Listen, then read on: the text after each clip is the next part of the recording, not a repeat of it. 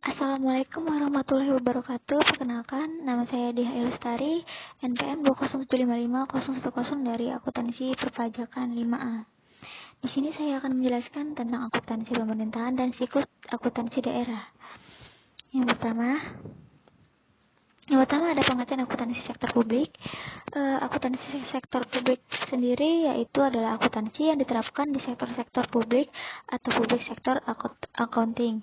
Sektor publik yaitu entitas-entitas yang tidak berorientasi mencari laba, tetapi orientasinya adalah memberikan pelayanan kepada masyarakat.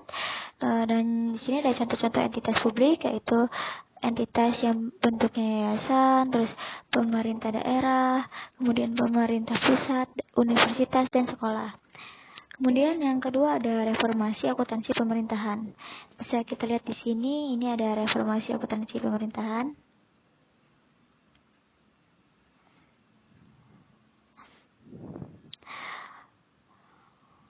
Jadi pada gambar sebelumnya itu penjelasannya itu sebelum dimulainya awal tahun 2003 reformasi akuntansi pemerintahan masih dimulai dari akuntansi tradisional dan berbasis kas dan single entry.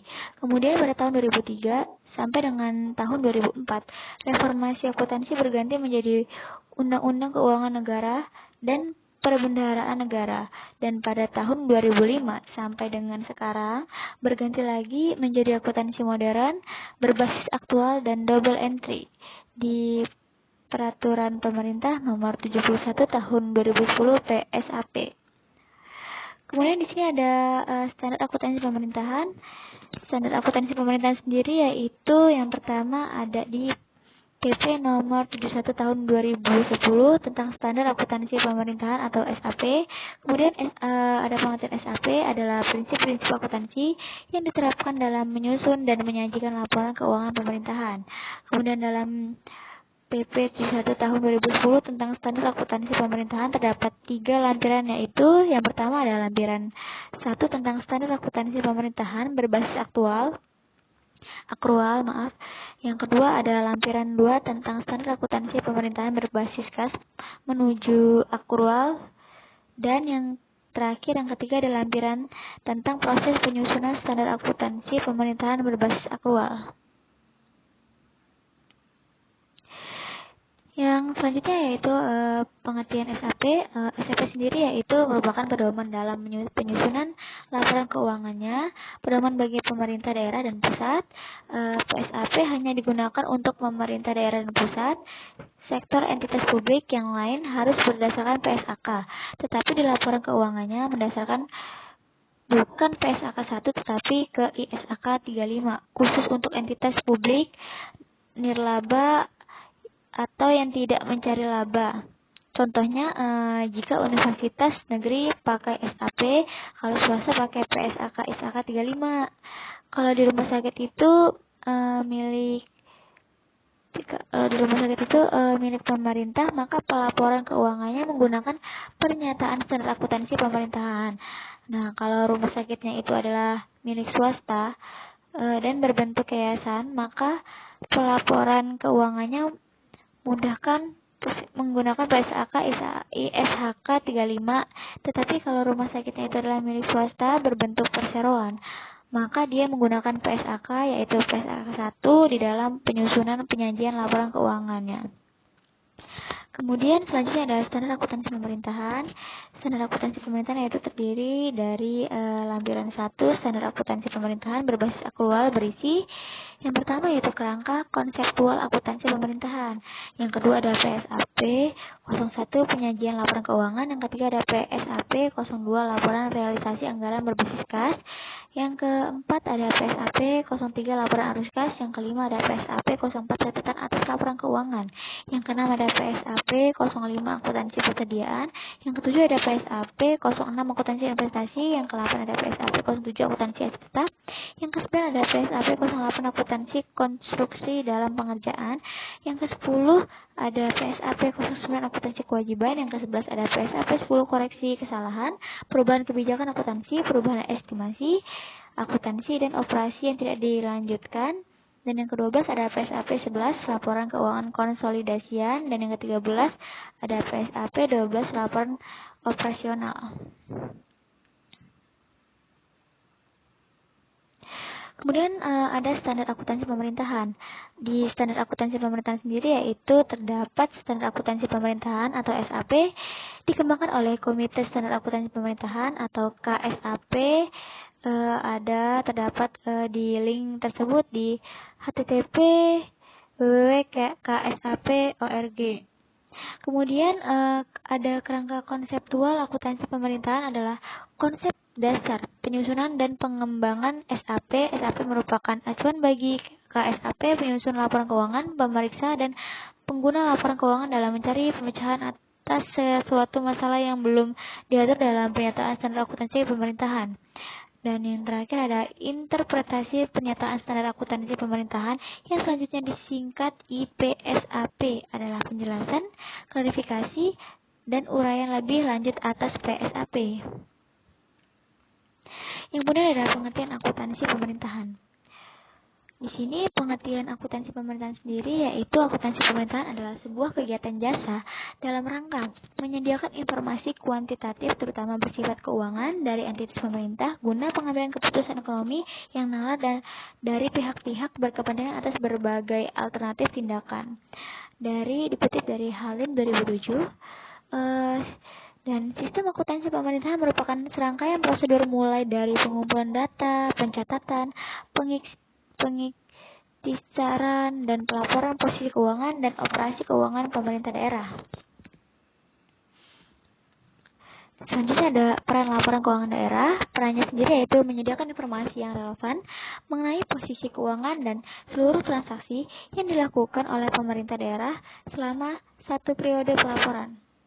Kemudian ada membandingkan realisasi pendapatan dan belanja dengan anggaran yang telah ditetapkan, menilai kondisi keuangan, menilai efektivitas dan efisiensi pemerintah daerah, dan membantu menentukan ketaatan terhadap peraturan perundang-undangan. Kemudian ada peran laporan keuangan daerah, yaitu ada akuntabilitas, terus kemudian ada manajemen, ada transparansi dan keseimbangan generasi. Nah, di sini akuntabilitas sendiri adalah pertanggungjawaban. Kemudian manajemen ini berperan sebagai pembantu manajemen pemerintah dalam mengambil keputusan. Kemudian transparansi yaitu berperan sebagai pengelola uang, dan yang terakhir keseimbangan generasi, apakah generasi masa depan akan terbebani oleh masa kini bisa dilihat dari laporan keuangan sendiri. Kemudian di sini ada tujuan laporan keuangan, dan di sini adalah tujuan dari laporan keuangan sendiri adalah yang pertama, menyediakan informasi mengenai apakah penerimaan periode berjalan cukup untuk membiayai seluruh pengeluaran.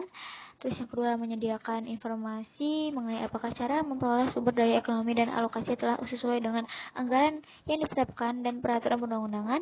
Yang ketiga, yaitu menyediakan informasi mengenai jumlah sumber daya ekonomi yang digunakan dalam kegiatan pemerintah daerah serta hasil yang telah dicapai. Yang keempat, menyediakan informasi mengenai bagaimana pemerintah daerah mendanai seluruh kegiatannya dan mencukupi kebutuhan kasnya. Terus yang kelima, menyediakan informasi mengenai posisi keuangan dan kondisi pemerintahan daerah berkaitan dengan sumber-sumber penerimaannya, baik jangka pendek maupun jangka panjang, termasuk yang berasal dari pungutan pajak dan pinjaman. Kemudian yang terakhir yaitu menyediakan informasi mengenai perubahan posisi keuangan pemerintah daerah, apakah mengalami kenaikan atau penurunan, sebagaimana akibat kegiatan yang dilakukan selama periode pelaporan. Baik, selanjutnya kita masuk ke laporan keuangan pemerintah daerah Provinsi DKI Jakarta tahun anggaran 2019 yang sudah diaudit. Yang pertama di sini ada laporan realisasi anggaran tahun anggaran 2019 yang sudah diaudit. Isinya seperti ini, ada pendapatan, terus belanja, transfer, dan pembiayaan. Kemudian masuk yang kedua adalah laporan perubahan saldo anggaran lebih tahun anggaran 2019 yang sudah diaudit. Di sini ada uraian. Kemudian masuk lagi ke laporan operasional tahun anggaran 2019 yang sudah diaudit. Di sini juga ada pendapatan, beban, beban transfer, dan jumlah beban. Kemudian masuk lagi ke laporan perubahan ekuitas tahun anggaran 2019 yang sudah diaudit. Di sini ada ekuitas awal, terus koreksi penambahan ekuitas, koreksi pengulangan ekuitas, surplus laporan operasional, dan ekuitas akhir. Kemudian masuk ke neraca tahun anggaran 2019 yang sudah diaudit. Ini bentukannya. Di sini terdapat aset, ada aset lancar, terus ada investasi jangka panjang, aset tetap, akumulasi penyusutan aset tetap, dan jumlah aset tetap. Dan masih banyak lainnya. Kemudian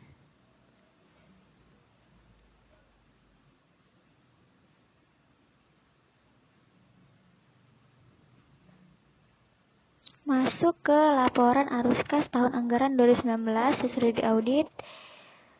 Ini ada arus kas dari aktivitas operasi, kemudian ada arus kas dari aktivitas investasi, ada arus kas dari aktivitas pendanaan, dan ada arus kas dari aktivitas transitoris, dan masih banyak lainnya. Kemudian masuk ke bagian yang terakhir, yaitu adalah catatan atas laporan keuangan tahun anggaran 2019 yang sudah diaudit. Ini isinya penjelasan pos laporan keuangan, daftar table, selengkapnya bisa dilihat di laporan keuangan daerah Jakarta.